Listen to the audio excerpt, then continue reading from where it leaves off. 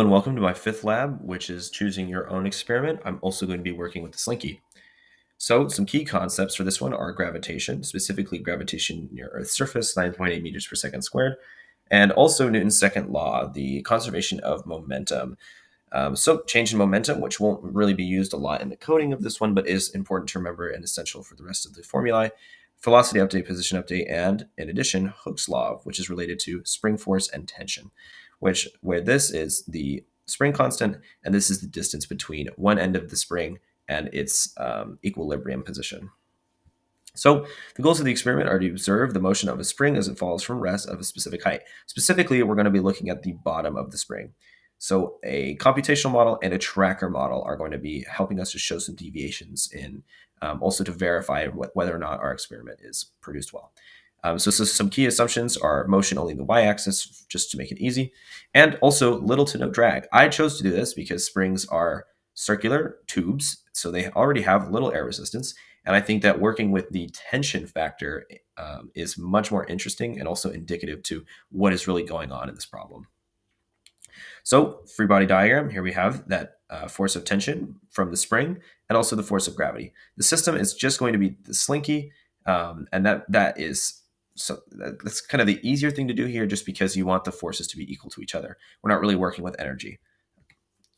Tracker analysis. So I tracked the video as given, and I will show you that in a minute. But basically, we have a 0.2 kilogram object, the Slinky right here. Its initial position at about half a meter. Oh, there it is, half a meter right here, and its final position at basically the floor. And then our calibration height, we're going to be using Mr. Veritasium himself. And here we have the data from the tracker. In addition to that, we're going to be working with a computational model to kind of analyze this. So going forward, we need to use Newton's second law and also the position update formula, etc. This is going to be in pretty much everything. We're also going to remember force of gravity and the tension as laid out in the introduction. And in general, we need the net force for both of these. So in the beginning, you can see that the bottom of the spring, does not appear to be moving. It appears that the spring is catching up to itself, the Slinky, I should say. So for this section, we're going to be setting the tension to be exactly equal and opposite to gravity.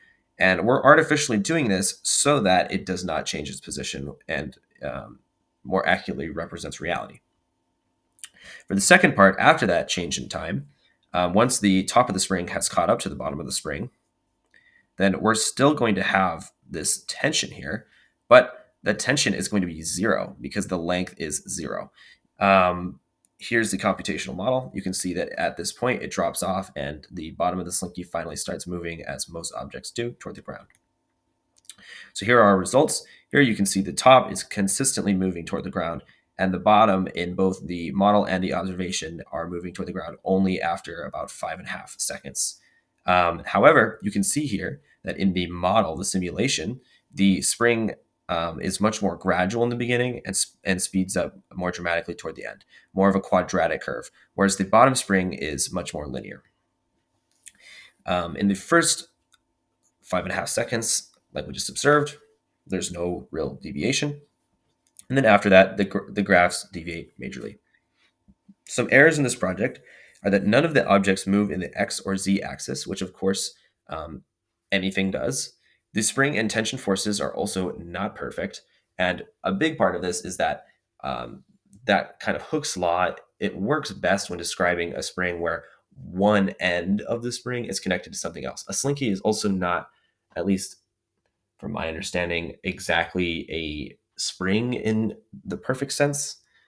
As well as that, there's some rounding errors because of the tracker and some broad estimates based on the height and the mass, which were really just estimates.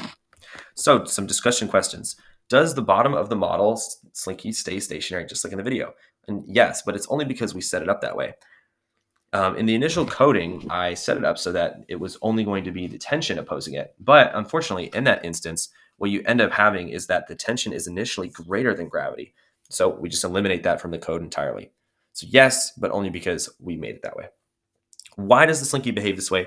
This outcome is in accordance with the momentum of the Slinky's center of mass. The bottom of the slinky is also in equilibrium as the tension always is opposed to gravity and essentially equal to it, compressing the spring as it falls until the top meets the bottom and there's no longer any tension to kind of hold the bottom of the spring up.